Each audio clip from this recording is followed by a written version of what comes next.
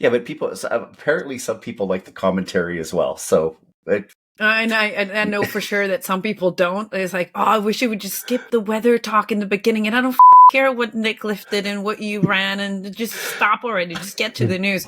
Okay, so Paul, this is where the news starts. Okay. Oh, okay. We're calling people out on that. Oh yeah, I said so many names today. This is going to be the tag cloud. I'm going to tag everyone in this episode because everyone I talked about, I'm going to tag.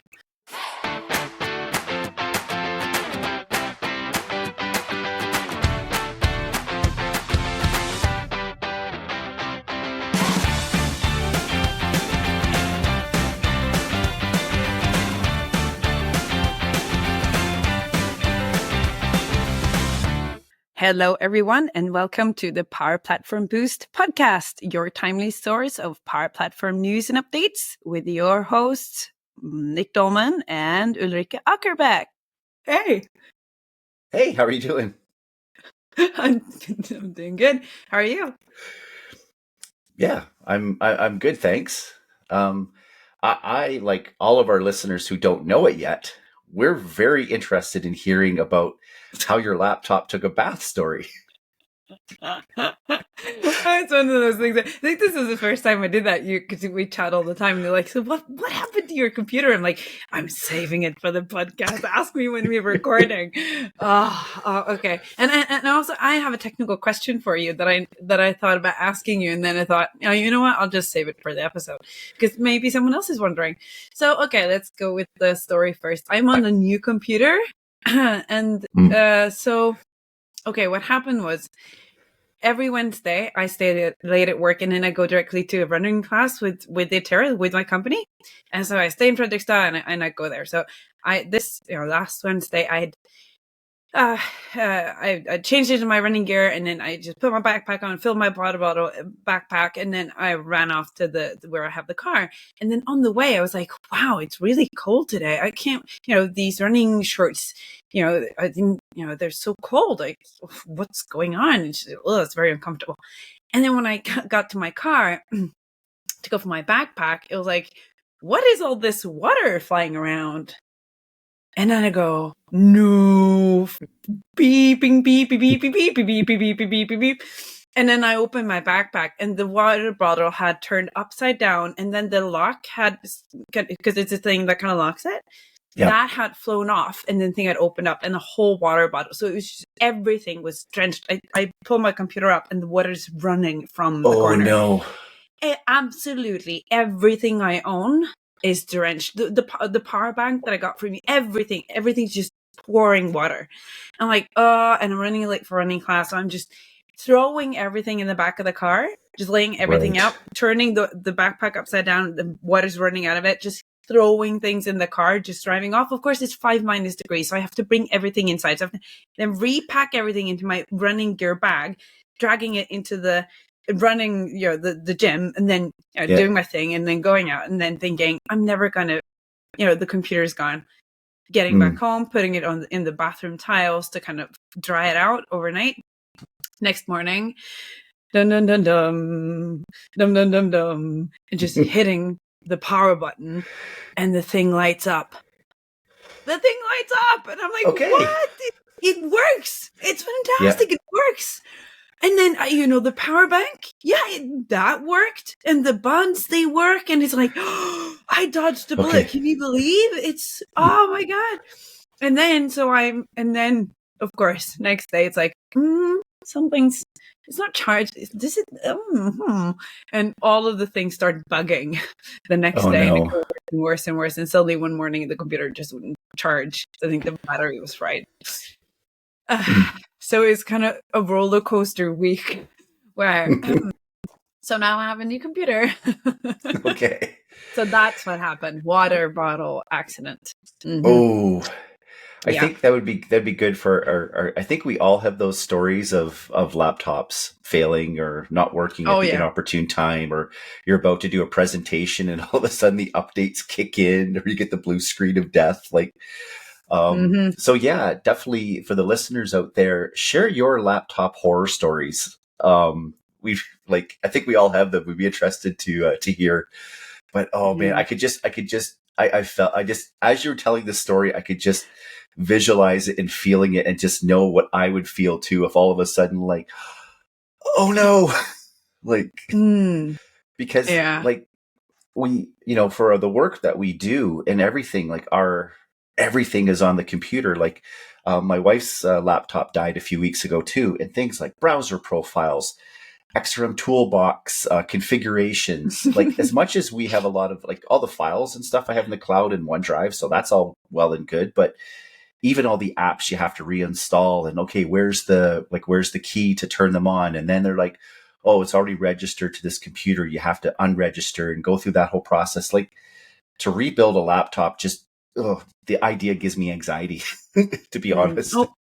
No, but actually, I find it really refreshing because I think it's like moving house, right? You have to kind of, you only bring with you and you only put up the things that you actually need. So now, of course, the first day, it's like I press a hotkey to take a screenshot and then, Lighthouse not installed. What is it called? The light something that I use for screenshots. I have to install that. And of course, the XRM Toolbox.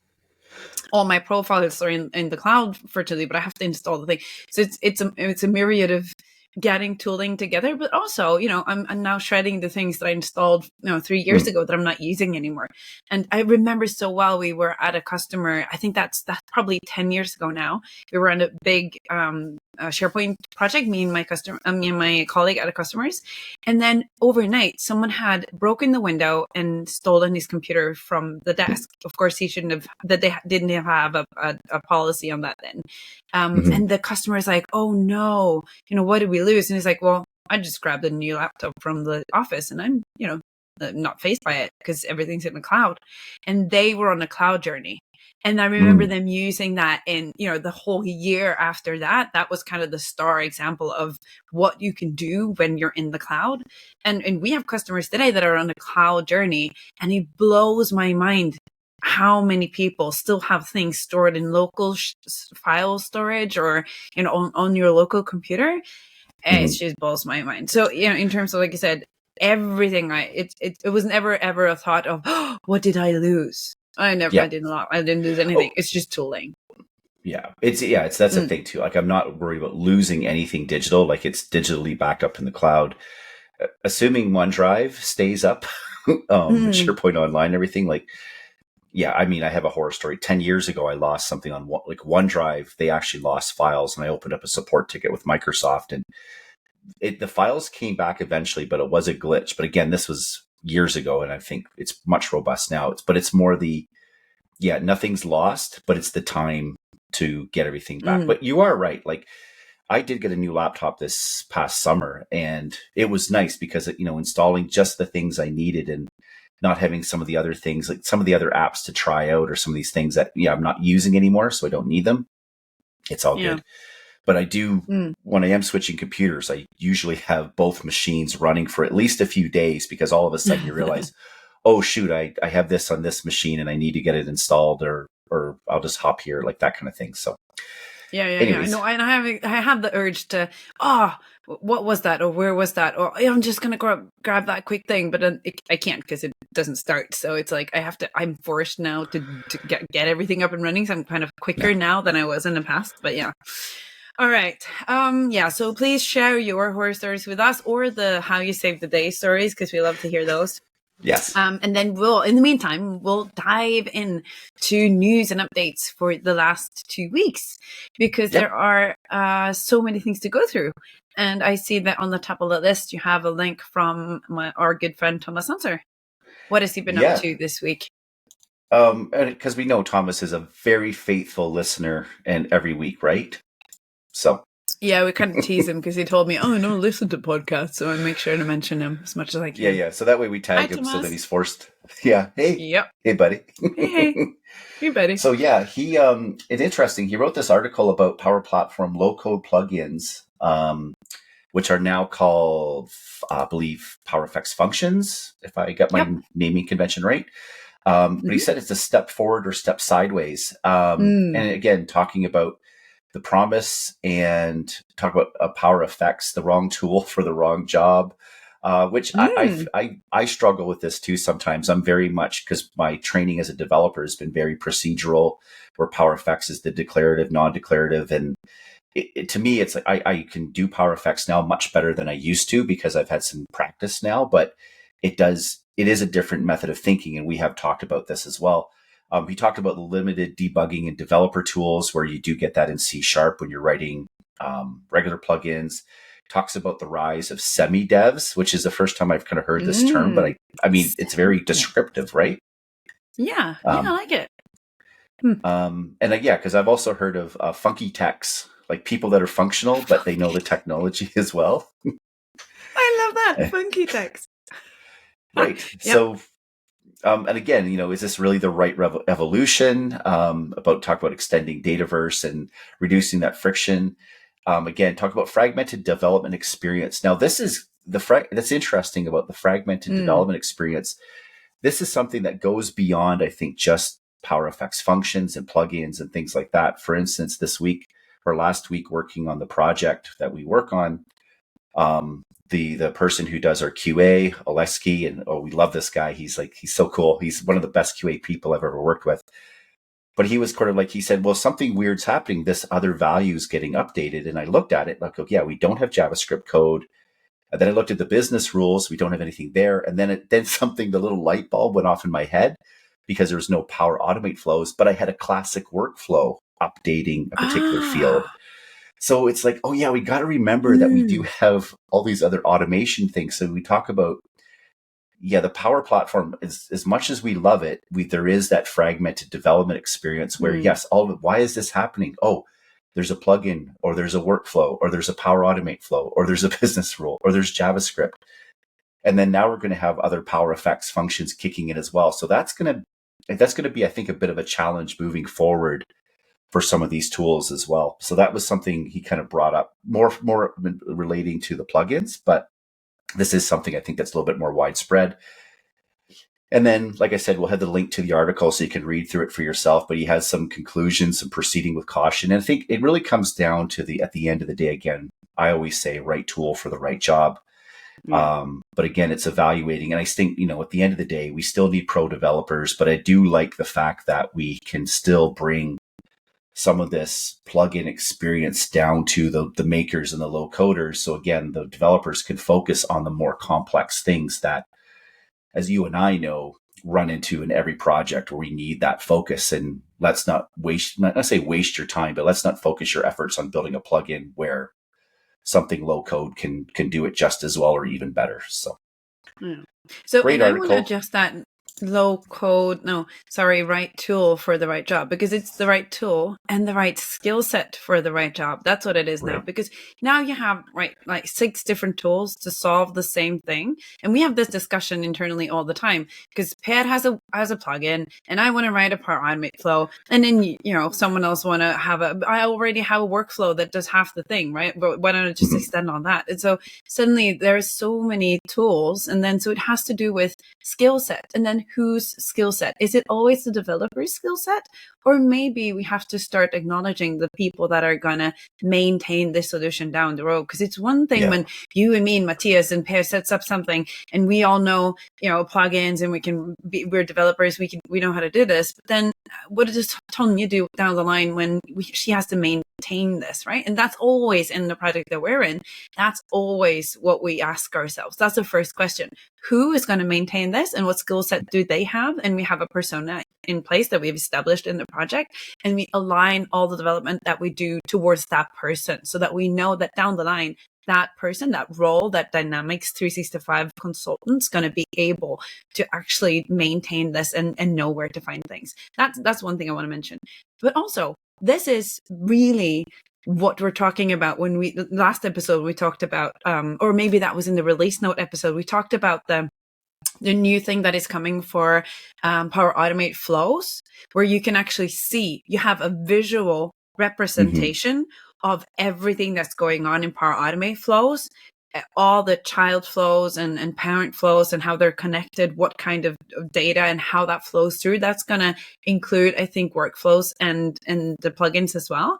So then you'll be able to actually follow what's going on. And you would probably see that, right? So in this scenario, when you have something updated and you're like, where does this come from? Actually, what you could probably do is go in there and actually see, oh, these are all the things that are manipulating this table, or these are all the things that are connected to this flow of data or automation. I can't wait to get my fingers on that, because that is just so powerful. We see it time and time again, how important that is. Yeah, and that would really help, like we were saying, with the fragmented development too, right? But yeah, let's hope that it shows all those little touch points, and that would just be a huge help for troubleshooting and the whole question of, I don't know if you heard the expression, who moved my cheese kind of thing. Yeah, absolutely. Or in your case, in your fridge, who ate my cheesecake? Yes. Yeah, that's probably you're not mentioning any names. But also, it's one of the things that I feel like we have React developers coming in, starting working with Power Pages. That's always the first thing that they go crazy about, because in Power Pages, you have JavaScript on this form here, and you have some JavaScript on that web page, because they hit different things and have different page ready. So you need to kind of play those things against each other. And then you have a global JavaScript, and then you have JavaScript on this and that and all of this, and they go crazy because it's so fragmented. And like, well, every Power Pages developer would know where to look, but you have no idea how the beast works, so you don't know where to look. But for us, it's logical, and the next Power Pages consultant coming in, it will be logical to go there and look there first. I understand that for you, you're used to having this huge library thing with all your files, and they all just kind of fall into place. It's a different mindset, but at the same time, who are you developing for, and what's the skill set you're developing for? So, and it's the management of that technical debt down the road. It's like everything we build, like, to a certain extent, there's always going to be technical debt, but basically who is going to be maintaining that debt down the road, and how effective can they do that? Yeah, definitely. And that's a low-code citizen dev story in reverse. And I think that's kind of where the marketing hit the wrong button to begin with, because it's not just development, it's maintenance, and it's who is it for. And even though we are developers, we need to take that into account. So I love seeing more of that coming up as well. And we're 16 minutes into the episode, and we've covered one story. So I think we're going to have a bit of a, if you're interested in just in news and updates, skip to this chapter point right here, and this is where we kick off, we promise. Yeah, but apparently some people like the commentary as well, so I know for sure that some people don't. It's like, oh, I wish you would just skip the weather talk in the beginning, and I don't fucking care what Nick lifted and what you ran, and just stop already, just get to the news. Okay, so Paul, this is where the news starts. Okay. Oh, okay. We're calling people out on that. Oh yeah, I said so many names today. This is going to be the tag cloud. I'm going to tag everyone in this episode, because everyone I talked about, I'm going to tag. Okay, cool. Moving on. You saw something other as well this week from Anya Black. From Anna Black, yeah. So I guess I'm not going to talk about what I lifted last week, but that's okay. You can see that on Instagram anyway. I will tell. Okay, tell them, because I'm so proud of you. It's so fun. I was. What did you do last week, Nick? I competed at the Canadian National Powerlifting Championships, which they moved it back to the winter schedule. So that's why, if for those who are listening, going, wait a minute, wasn't that like just a few weeks ago? Like, yeah, it's September. That's when we moved around. But I went to Moose Jaw, Saskatchewan, and went there. I lifted. My division was very competitive this year, and I competing against a friend of mine, Scott Robertson, who is the world champion in my age and weight class. And it's great because I love chatting with these guys to kind of find out what their training schedules are. Like, of course, at my age, we're always talking about the different aches and pains and things we have. Talking about things like belly button hernias, which I won't get into. But my lifting was okay, not as good as I had hoped and planned, but still way better than I did in the fall. So again, shows the how traveling affects my training. But no, it was really good. I was happy with the day. Ended well. I would have liked a bench PR, but I'm going to get that in Norway. I promise. So we'll watch out, see Drummond. that.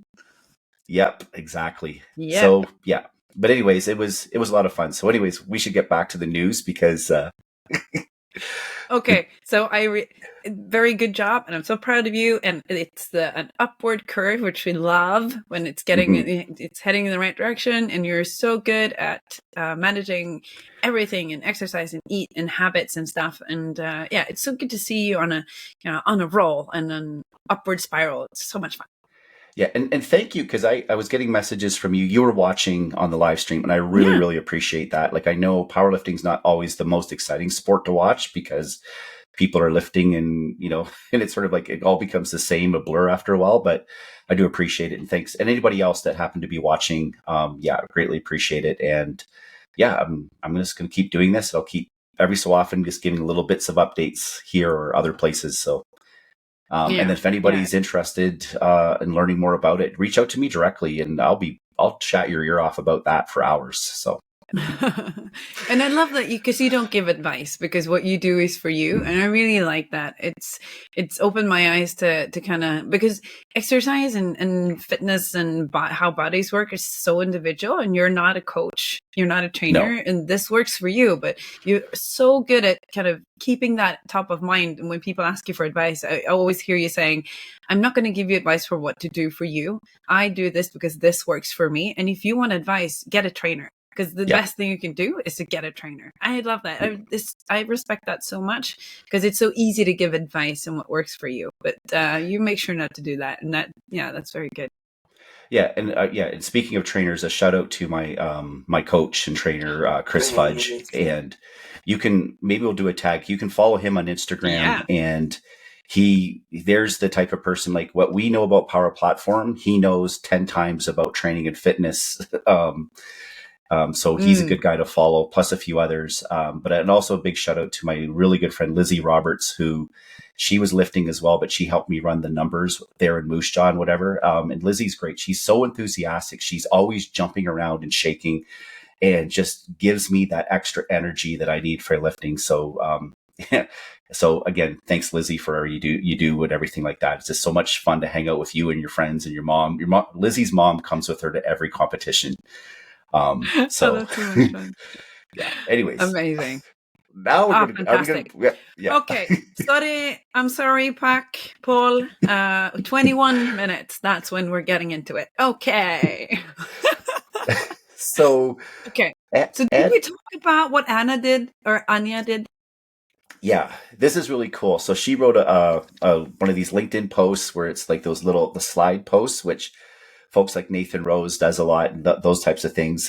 It's really cool. But she talked about struggling to build model-driven apps, and she gave a framework. So you can read the link as well, but it's called FLARE, FLARE, the FLARE framework. That's what she calls it. Mm-hmm. And it's foundations, linking, attributes, rendering, and enhancements.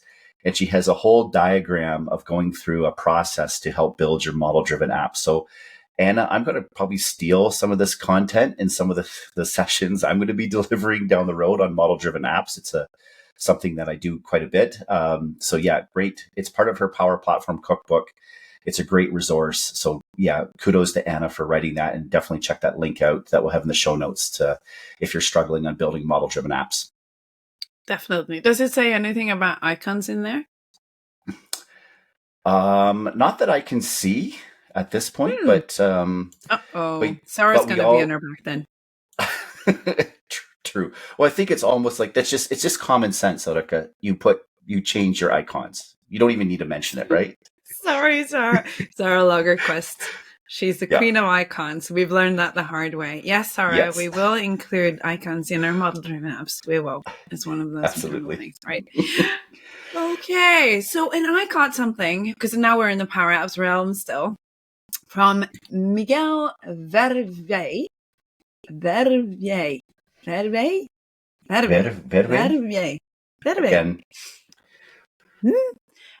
He has a blog, and he has a series that he has a Power Platform Challenge is the blog, and this is Challenge 37, and it's about Plan Designer.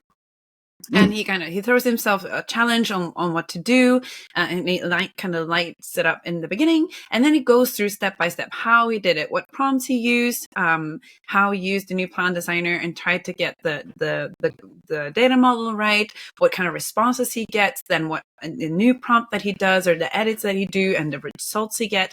It's really intuitive and very easy to follow his process, and then he ends it with some thoughts and some conclusions. And as he says, and as we've seen before, it's a great low-code tool, and it's a good thing to use for inspiration. But also, it makes a lot of not even junior mistakes, or maybe junior mistakes.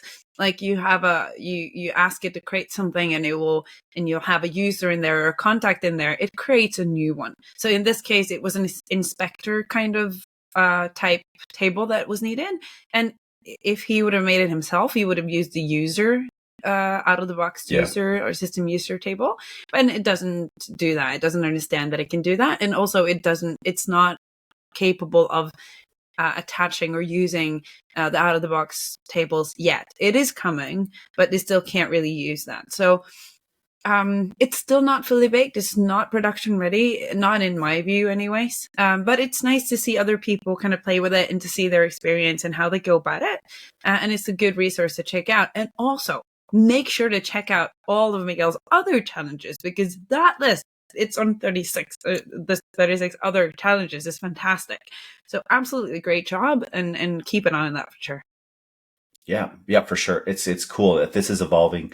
And I think talk about Sara Lagerquist. She has I think a session at European Power Platform Conference on that. I know I did a video a few months ago on this, but it's just everybody. It's nice to see different perspectives on this and how they're using the tool as well. So you learn different things from different people. So again, I know we talked about putting out the same, well, I don't want to do a blog on this because someone else already did it. No. Do the blog, do the video, because everybody has a different perspective on this.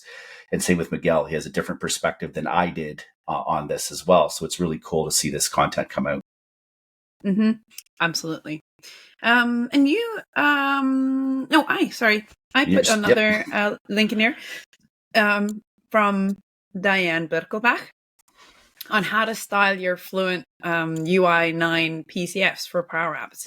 And this, I was talking about a comprehensive blog post. I mean, she blows me away, Diana. This is just following your blueprint, but I just love these blog posts. They are kilometers long, but you see everything. There's nothing missing here.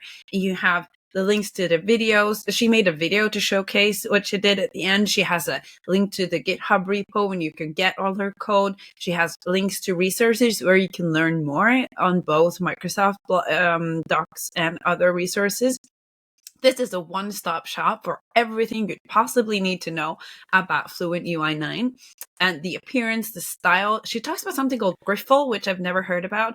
I learned about how React actually works when it comes to colors and what it actually does when it translates the things you write into JavaScript and what CSS and how it plays into it. It blows my mind. She's absolutely fantastic. And yes, not hard coding colors. Amen. Woo-hoo. Go, Diana. So absolutely check out that blog post if you ever consider diving into anything visual about, PCFs and Power Apps. But she also talks about how you can use it for custom page and model-driven apps. And she has the video she showcased is what the component look like in a model-driven app and a Canvas app, and how you can actually create something that looks exactly like a model-driven app. And it's fantastic. I just love it. It's so great. Yeah. So well done. Yeah, so much. And I love it when you go through your scene code snippets. It's amazing. It's so cool. Yep. Cool. And you made a blog post as well this week. I made two this week. I know, so and 2 videos. Yeah, and there's a reason for that. So basically, it kind of started with one, and I kind of thought I'd do the other. So overall, the big release of the week that's beginning to roll out is the ability to use site settings, have that site setting value in Power. We're talking about Power Pages. Site settings have very much unique configuration for a Power Pages website, which has to be unique on different environments. So think about authentication providers. like whether it's Azure AD B2C or Okta or Entra ID. Basically, that has to be different on every site. What do we have to do now if we're using solutions with the new enhanced data model and Power Platform pipelines, or how we're moving it? We would actually physically have to go to those downstream environments and configure those authentication providers for that environment on that environment, which of course is going to create an unmanaged layer.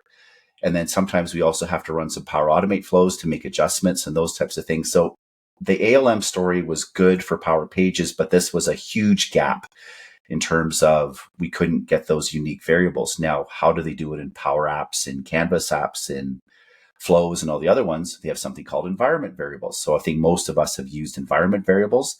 So now, but because site settings is kind of a different data structure, but now they've kind of merged, well, not merged the two, they've made the ability that you can actually store your site setting values in environment variables, which for Power Pages ALM is huge. So this was beginning to roll out. We had a meeting with Microsoft. They said, yep, this is public information. We're rolling it out. I actually started to play around with it.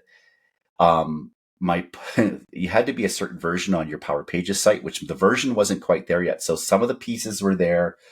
Some of the pieces weren't yet. So I actually had a lot of the content created for the site settings, but it wasn't quite ready yet. And I even pinged Microsoft. It says, okay, is it rolling out? Like, what's the deal? And they're like, oh, it has to be this version. So wait. So I turned on the early updates on my site and kind of waited for it. As soon as I saw that version, I was able to finish off that content.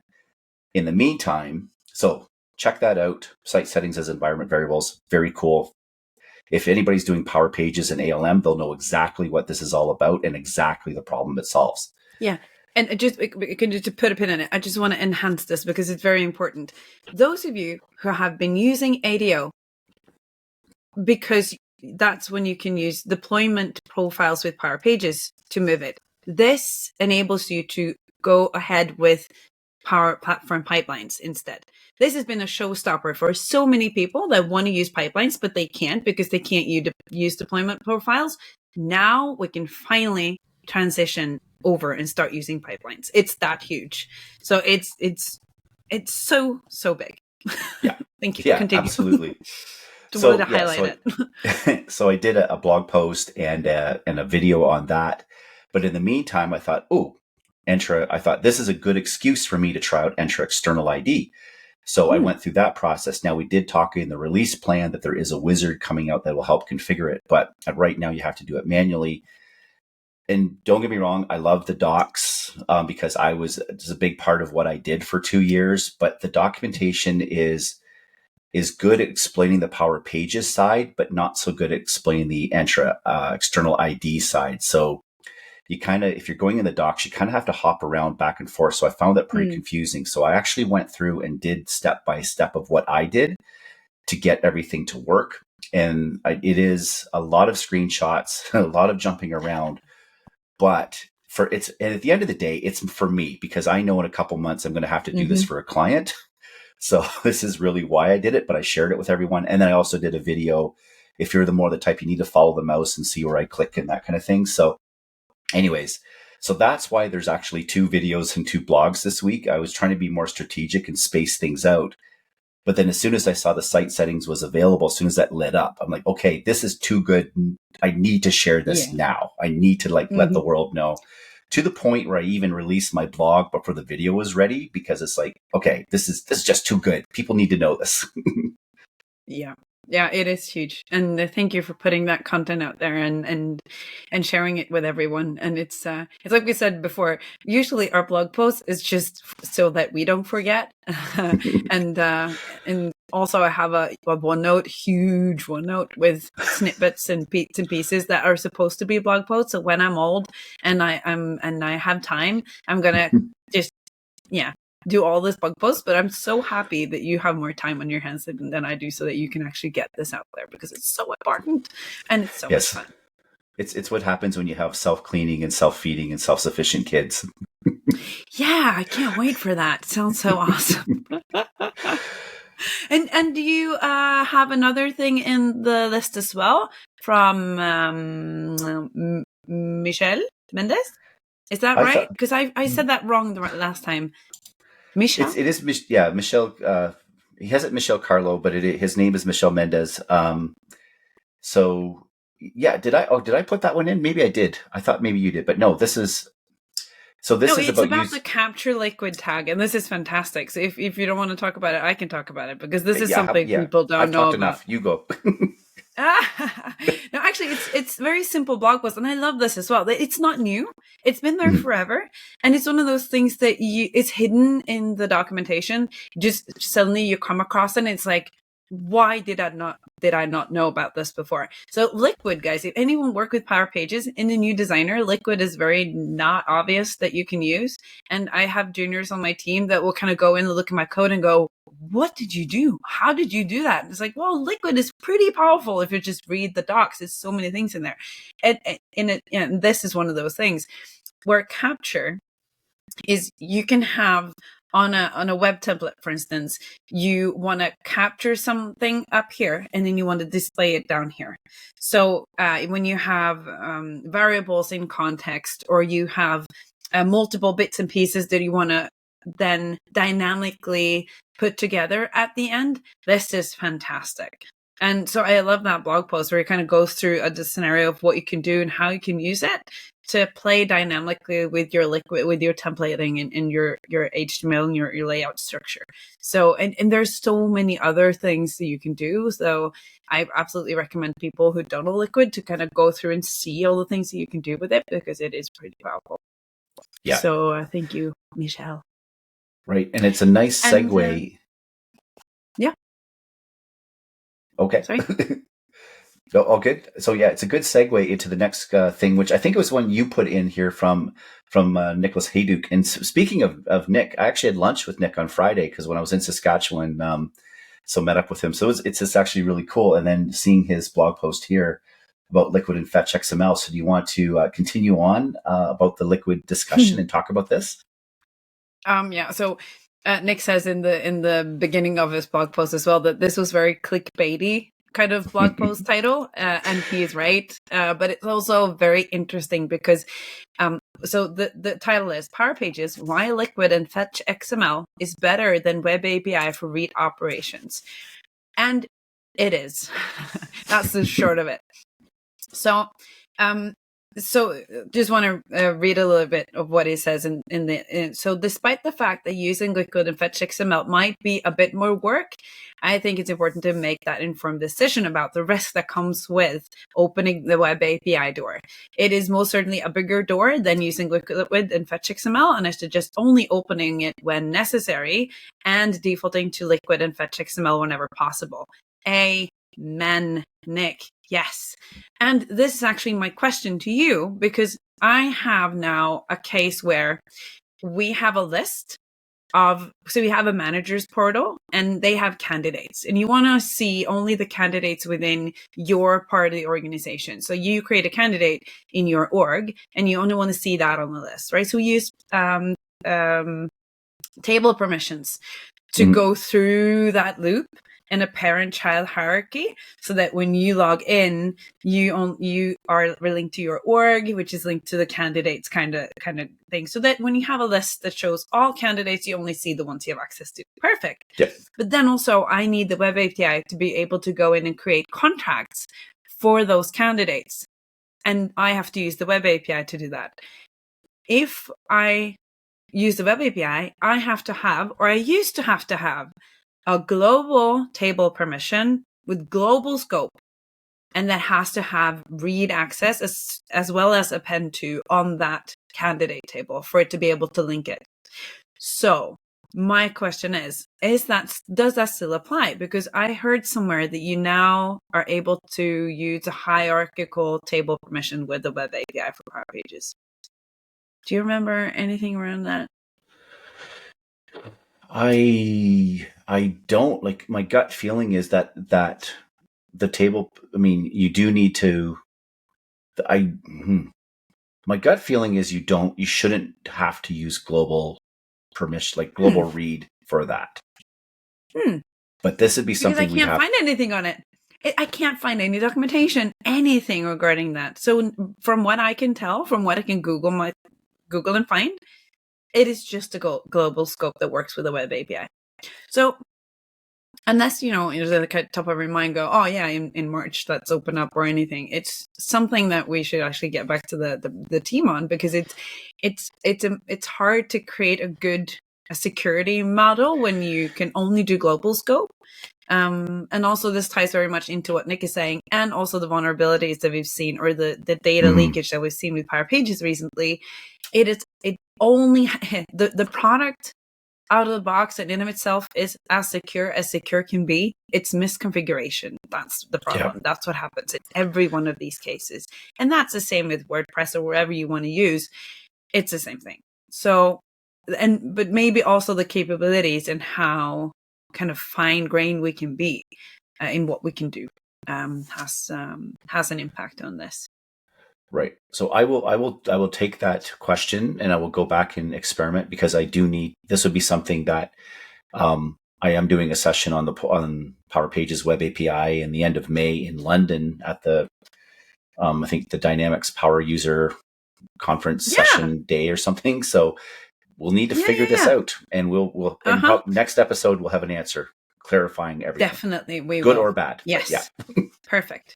And also, one of the things that I discovered while searching for an answer to this question was Power Pages Quick Tip series, a YouTube series by, is it not Gomo? Let me see. By the Power Platform Learners. They have a YouTube channel. Oops. And one of the playlists is a quick tip series, and they have 23 videos on Power Pages. They seem to come out every week, and if you want to learn more about Power Pages and you like videos, and Nick hasn't covered everything, and Nicholas Hayduke and Engineered Code hasn't covered everything, then please go and check that out, because they have a lot of resources on great topics for Power Pages.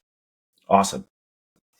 That's so cool. Now, I think we've talked enough about Power Pages for one episode.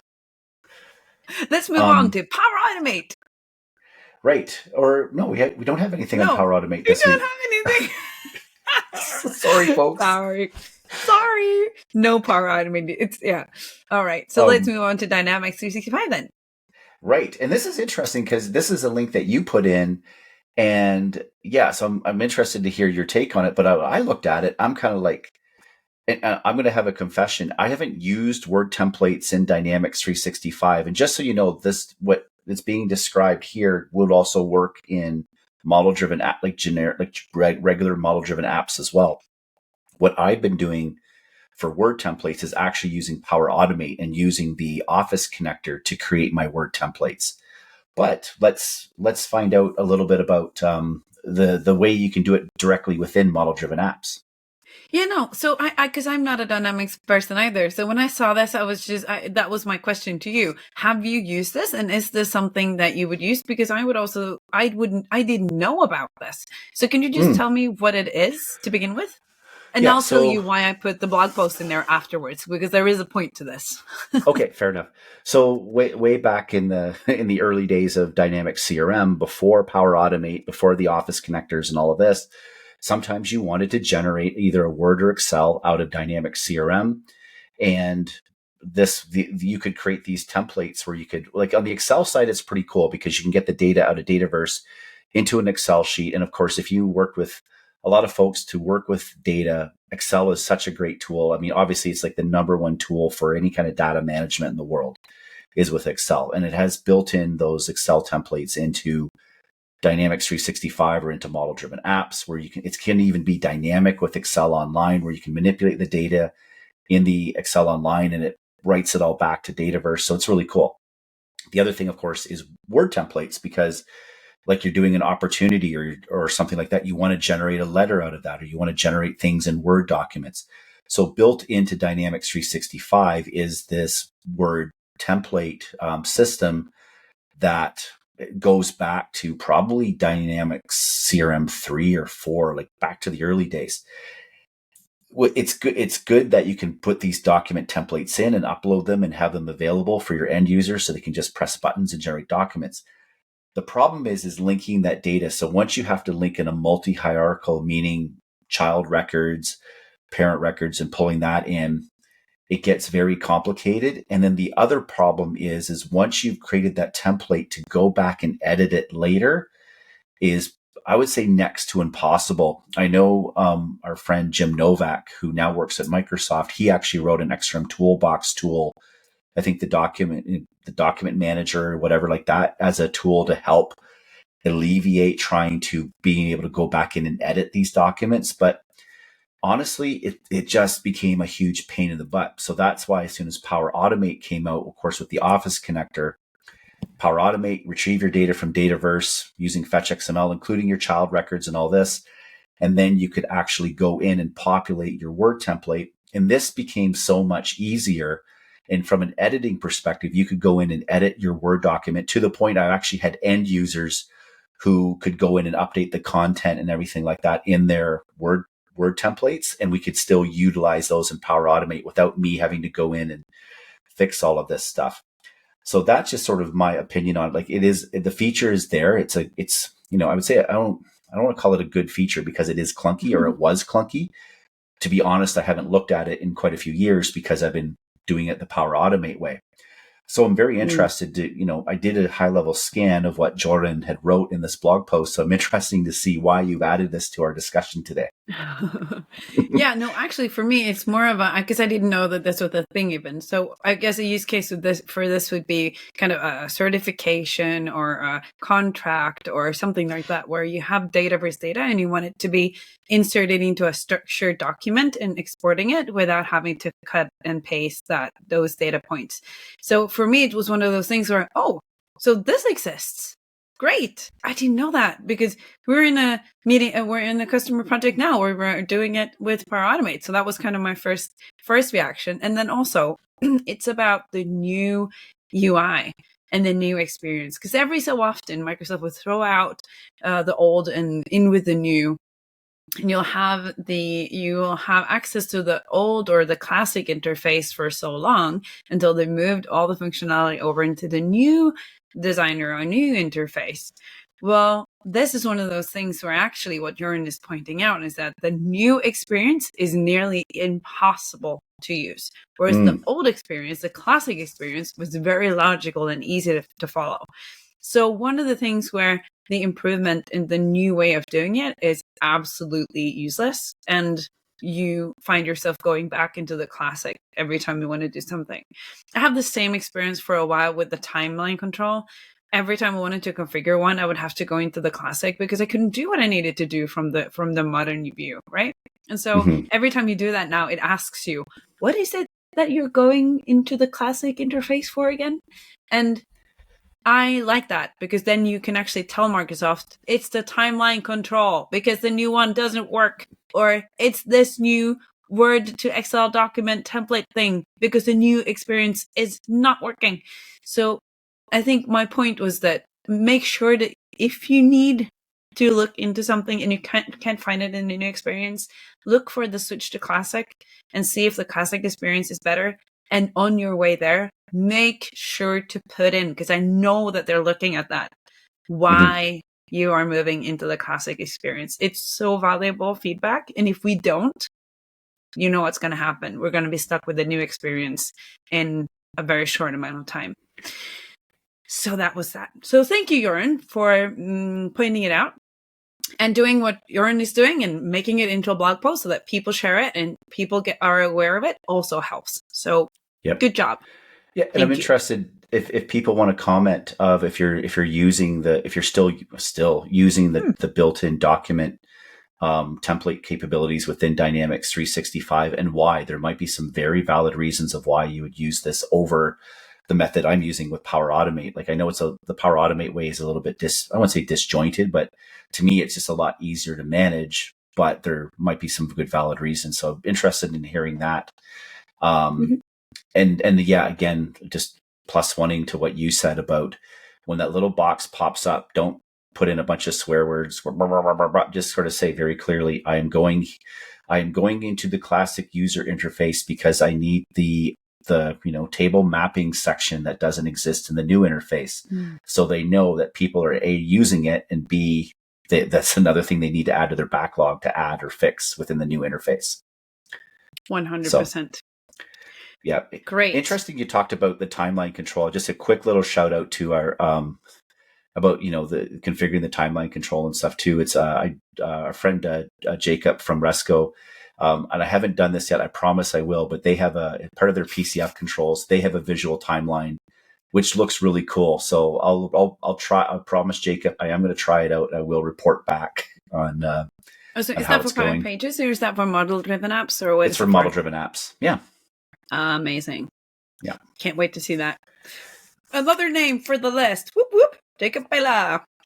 Yep. And you have put in a link here from our favorite Nathan.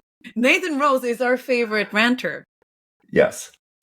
Is this another rant? Because I haven't seen this. No. It's actually not a rant, but it's a back to your and he has a few, and he's actually posted a few more since then, but this one I really caught my eye. It said, the math problem that predicted AI's future and why your 6th grade teacher was right all along. So talk about clickbait. It brings me in, right? Yeah. Oh, I love it. I just love his Nathan. I just love, and I'm going to be meeting Nathan in a few weeks in person finally. But I just love how he just goes through his content. He tells a story. He's a great storyteller. And to me, this really kind of appeals to my way of consuming content and sort of delivering content sometimes. And he talks about the agent, and he talks about a math problem, and about, where you just get, on a test, a regular math problem, and relates that to just regular automation. But then he talks about where an agent is more of that question of, like, you get a math problem. Well, what is 2 + 2? Well, it's 4. To him, that's an automation. Where you get those word problems, and it's sort of like Sarah's baking cookies for a school fundraiser. Sarah needs 3.5 cups of flour for 1 batch of cookies. If she wants to make 4 batches, how many cups of flour will she need in total? Those are the types of things that agents can begin to be used and break down for these types of math problems. So it's just his way. Smart. Again, to explain to dummies like me that are fighting with Copilot Studio with my Power Automate brain, how to consume all this. So again, this is one of these, I don't know what you call these posts where they're doing the PDFs with the little slider posts kind of thing. We see a lot of those, and I love them because it's very quick to consume that content. Like we talked about early, Anna does it, Nathan does it, a few others do it as well. Where you just give me the facts, but give it to me in an entertaining way. And Nathan definitely does that. So Nathan, awesome work. Keep it up. Looking forward to finally meeting up with you in a couple of weeks. Yeah, absolutely. I love that. Brilliant. Yeah. And then we had, and I saw something in, talking about Copilots and AI, and also about the Entra external ID, and how to integrate Copilot Studio agents with Entra external ID so that you make sure that people have to authenticate on their way in, because of course they're external users. Think about a Power Pages scenario when you have, like you just showed in your video and your blog post, and you have external ID authentication on your Power Pages, and you have a Copilot Studio agent. Then you want that to be authenticated the same way. So it's a blog post, and it's also an episode from Local Revolution with Gomolemo,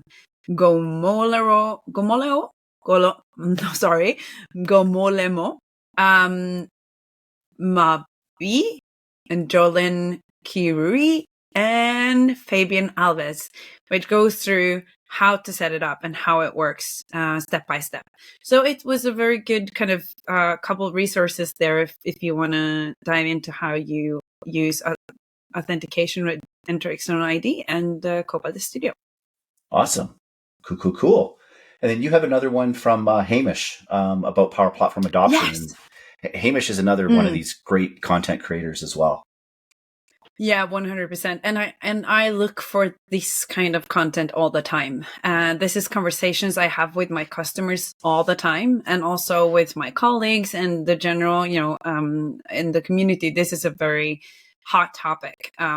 Power Platform adoption, and the citizen dev story, and the low code versus pro code, and where the challenges lie, and how to make it happen, and kind of where the battle is so to speak. And I think he makes a great point throughout his article. He kind of lines up where the challenges are and how to kind of overcome them. And at the end, he kind of concludes, and I agree with this, to succeed, you have to show the ROI and to secure your funding. I have customers that think that Dataverse is too expensive, so they use SharePoint as a relational database. It's absolutely crazy. And it's on me to show them how the return on investment for using Dynamics and Dataverse and Power Platform is immense compared to SharePoint. You have to work with IT, not against them. You have to have that support, and they have to understand what this is, and also build strong teams with the right mix of skills. I love this, Hamish. It's exactly what we've been preaching. The mix, the hybrid, the fusion, call it what the beep you want, but you need people's competency and skill to overlap. It's in the fringes, the overlap. That's what we need. I see so many projects, it's kind of head to head, or there's a gap. You lose out. You need the overlap of skills to make it work. And I think it's such a good point. So I love blog posts like that. I think Hamish is so structured and organized in the way he delivers the points, and is so spot on. So please go and read that article if that's up your alley. Cool. All right. So I want to kind of, wrap up. We always talk about events and stuff like that. And then I think we're probably, I don't know I don't see where our time clock is, but we're probably a little We're at over 55. So I think this is going to be another long one. Okay. We're going to so I think actually what we're going to do, have to rearrange this episode. So the first 21 minutes where we just talk about random stuff is going to be at the end, so that actually people can get to the juicy stuff in the beginning. We'll have to see what we do. Then we're going to mix it up for sure. Right. I do want to finish up with, there's a link here that we're going to share, and our good friend Victor Dantas is behind this. It's Power Platform for Ukraine. And you go to the website, Transforming Lives with Digital Skills. So the idea, it's going to be an immersive one-day training event designed to empower Ukrainian refugees living in Poland and neighboring countries by equipping them with valuable skills in the latest Microsoft low-code, no-code, and AI technology. So, okay, they're looking for sponsorship, and I'm going to try my best not to break up here. We have friends there. It's